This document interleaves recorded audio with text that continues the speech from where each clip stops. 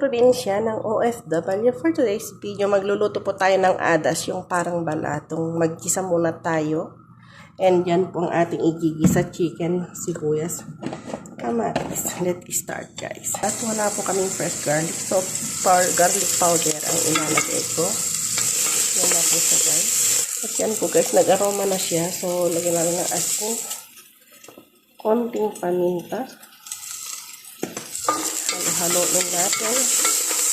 Pag kayo po ba nagluluto, anong inuuna nyo ang kamatis or karne? Ako po kasi karne kasi mas maano yung lasa niya. Pag nasasangkot siya muna yung karne ng manok. Ito po yung adas. Lentils po ito na always. Yan, lagay natin sa strainer at hugasan natin. Yan, masarap po siya, guys. Yan na po yung chicken. O, diba, guys? Sangkot siya na siya. Yan, lagay na natin yung kamatis. Yan po, guys. O, diba? Ganyan po akong magluto. O, lagay na natin yung lentils. Yan. Tubigan na natin, guys. Yan na po siya, guys. O, ilalagay natin, lalambot kasama yung karne.